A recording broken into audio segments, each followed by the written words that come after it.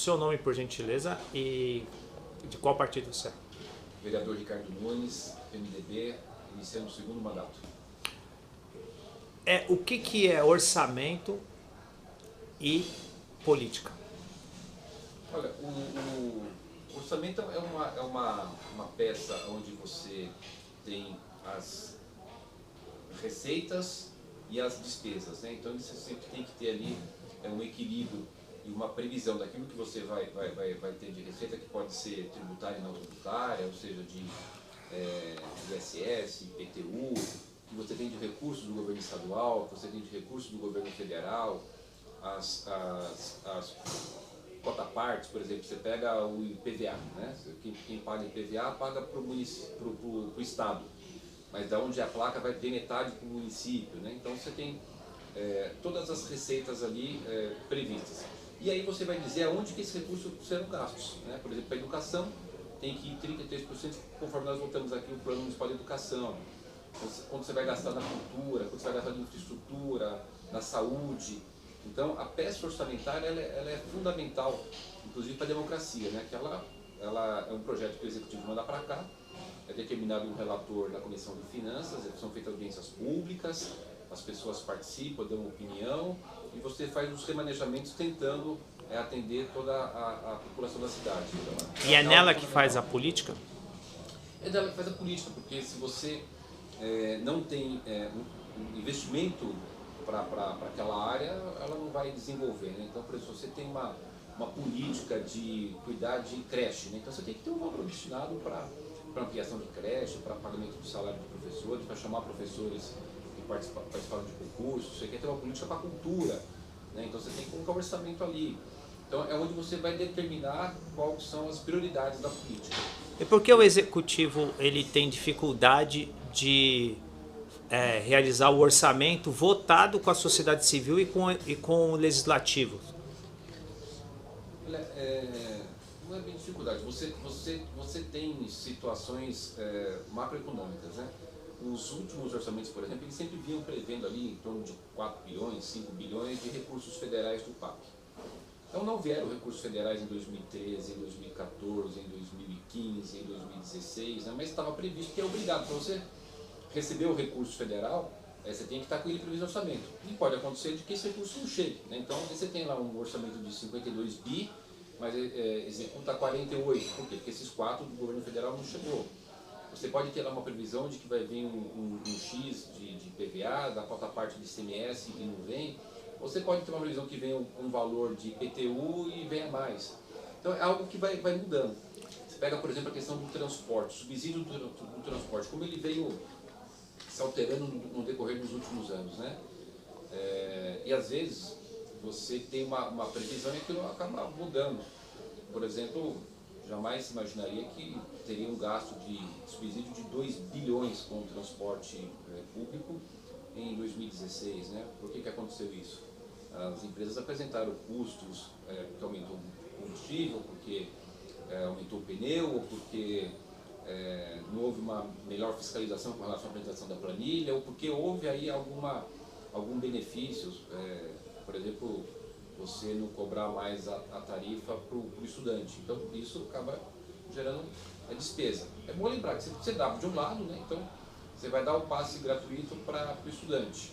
Você vai tirar o dinheiro de algum lugar e pôr para lá. Então depois você tira o dinheiro que era para iluminação, ou que era para a saúde, ou que era para a cultura, né? Então o recurso ele vai se moldando conforme Então, mas só que o que a gente no orçamento, para a gente ir finalizando, no orçamento tem o discurso do lucro orçamentário. Aí a gente fica toda a discussão política durante um ano sobre 1% que vai entrar, 3%. Só que tem o valor real do orçamento. E esse é o valor orçamentário real da cidade de São Paulo. Para ser mais tranquilo, são 45 bilhões, para eu não falar de 48. E não é justamente a organização desse valor aí, porque na pizza lá, a distribuição é muito ruim nas áreas sociais, e nós discutimos 20% do orçamento. Os 80% não entra na discussão. Como a gente fazer democracia de verdade?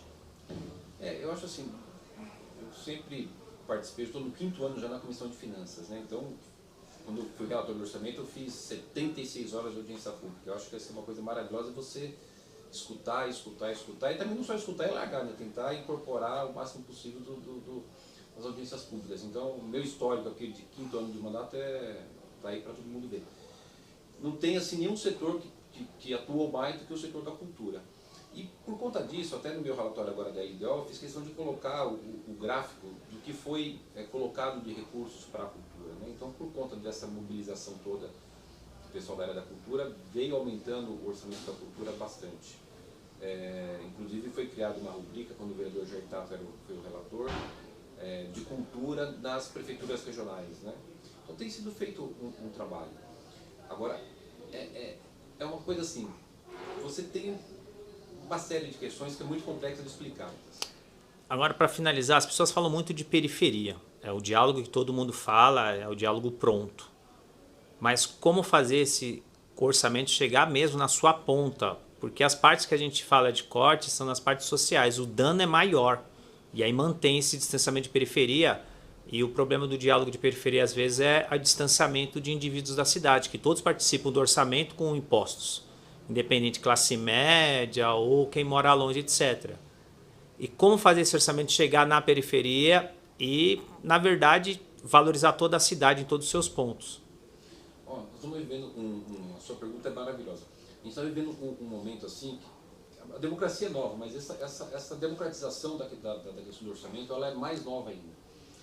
Pra você ter ideia, antes de eu chegar aqui, a LDO, ela sempre teve a cultura, o hábito de que chegava do executivo, designava um relator, fazia audiência pública, não mudava nada, votava do jeito que chegou, ia para o plenário e votava daquele jeito, sem alteração. Hoje você vê o quanto de alteração que a gente tem feito, resultado das audiências públicas e da contribuição das emendas dos vereadores, né? Isso vem mudando. E dentro disso, o que a gente tem procurado colocar aqui os vereadores?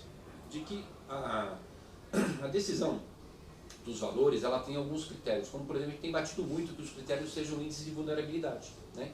Então, se você tem uma região onde o índice de vulnerabilidade é maior, você tem que ter um deslocamento de recursos maior para lá. Essas últimas peças orçamentárias, por exemplo, a gente aumentou muito o recurso para as prefeituras regionais. Se você pegar o meu relatório, as prefeituras onde tinha um índice de vulnerabilidade maior, a gente pôs mais recursos, né? Então você pega lá Perus, Itaquera, Guaianazes, Parelheiros, Capela, Mirim, foi ampliado o recurso dessas prefeituras por conta desse critério. Agora é um processo que a gente está ainda gateando, até você ter maturidade e a coisa fluir. Mas eu acho que se